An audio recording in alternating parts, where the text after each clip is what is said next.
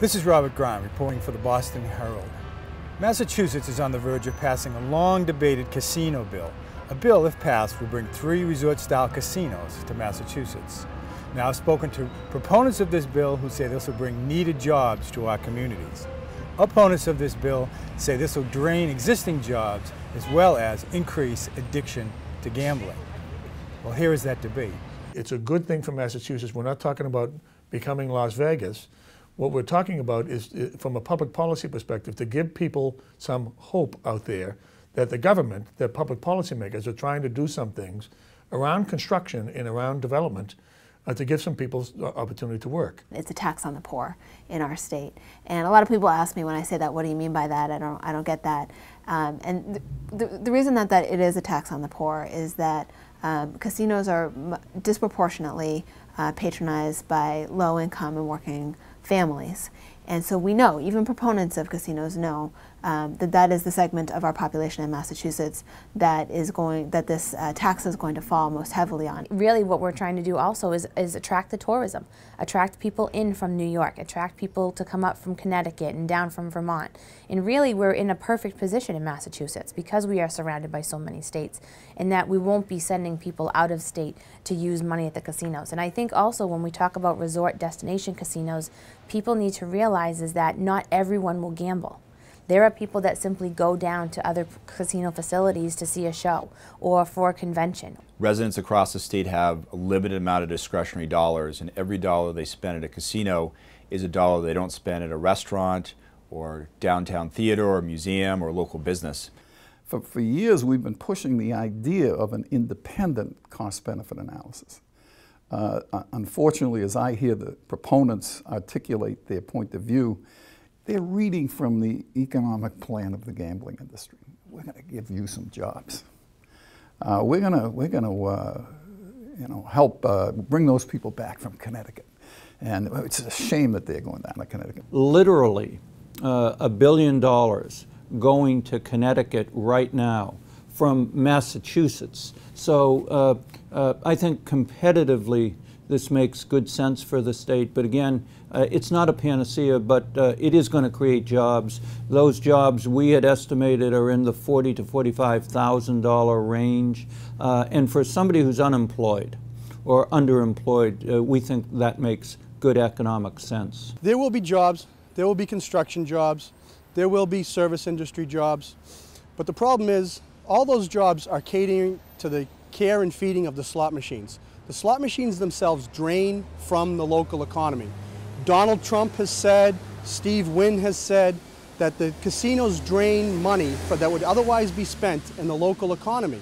Well, I think the important thing to remember, Massachusetts has such a strong, diverse economy now in healthcare, alternative sciences, alternative energy, life sciences, high tech. So I just feel like we already have such a vibrant economy, and I think bringing casinos to the state is going to be a drag on all those areas as well as all of our small businesses. If we were to have a casino come into the city of Boston, that's going to siphon off a lot of business from the theaters, the restaurants, the other entertainment establishments that already exist in the city of Boston, and that's going to take jobs away from a lot of people.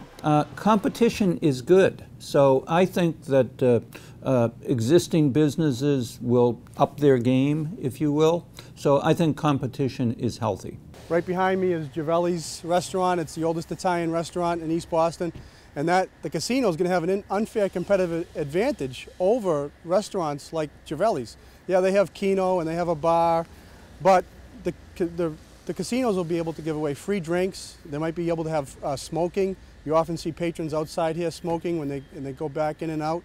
But the casino is going to put restaurants like this out of business. There are other businesses all around the square that are just trying to get started, and they'll be going up against the state-backed casino. Resort casinos will also create additional revenues for the state.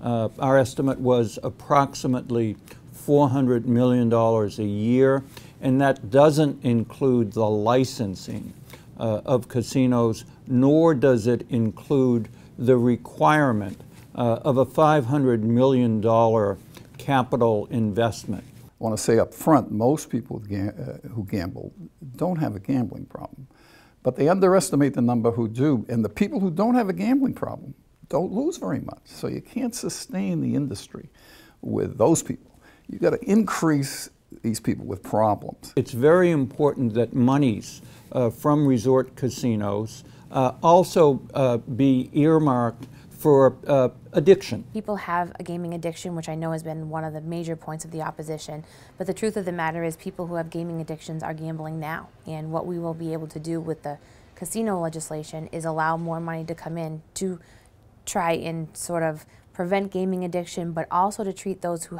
suffer from addiction. We even have a rule in this bill about the casinos have to employ someone to go out and check the parking lot of the casino to make sure that no children have been left locked in cars. I mean, if that isn't a red flag about, you know, an industry that perhaps we should have second thoughts about bringing into the Commonwealth, I don't know what is. They are voting for a bill that is going to increase child abuse, child neglect. They're voting for a bill that's going to increase alcoholism and youth gambling and bankruptcy and suicides. And in the end, while understanding what the social ills are, I'm making a moral decision to try to help people out there that are in this real state of hopelessness because they have no prospects for employment going forward. Will expanded gambling bring issues? I don't know how it couldn't bring issues. So our goal then is simply to be ready for that if it happens, and to again advocate for good social policy, strong social policy, and be prepared with prevention, intervention, and supportive treatment and recovery services to minimize the impact once it comes. In the gaming legislation, we have the ability for family members to go in and to have credit cards swiped of that family member so that they cannot be used on the facility. We also have the ability for the person to come in themselves and say, listen, you know, this has been my history, I have a problem, I can't do this anymore, and to get some help that way. So we broke the Commonwealth into 3 geographic boundaries, whereby each of the regions will have an opportunity to locate a resort-style casino in those geographic areas. And there'll be a bid process, so somebody has to have the attractive land, somebody has to have the financial wherewithal.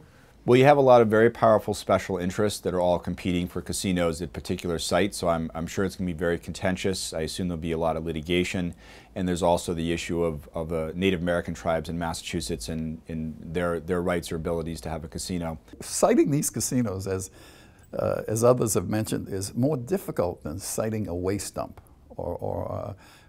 So it's not going to be easy. Local approval for people to vote on a particular resort-style casino as to whether they wanted to come to the neighborhood. So there are safeguards here so that, you know, a resort-style casino won't be jammed down or rammed down anybody's throat. If East Boston were to vote down a casino in Suffolk Downs because they didn't agree with what was being laid out, Suffolk Downs owns 2 sites. They could move right up the street to Wonderland and put a casino there and have the same impact on East Boston. So neighboring communities don't have a say, but the local host community does. But when you ask people, do you want a casino in your city or town, then a majority of residents in Massachusetts say no. What are the impacts going to be directly on, you know, your family, your business, your neighborhood, your local tax rate, your property values? People start to get much more anxious about maybe this isn't such a good idea.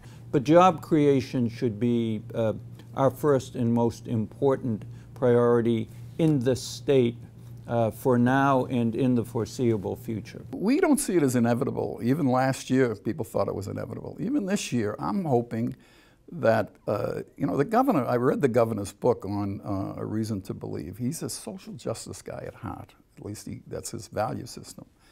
So we're hopeful. When we make decisions for the Commonwealth that are going to last for generations, and I'm being very literal when I say that, this is a decision that is going to last maybe forever for Massachusetts. Once we bring casinos into Massachusetts, it will be extremely hard to ever change our mind about that. Casino gaming, a very, very small piece of what our new economy will be like, but to give people that hope that, that you know, when they wake up tomorrow, or when they wake up over the course of the next couple of months, there'll be opportunity for them to take care of their family and pay the bills.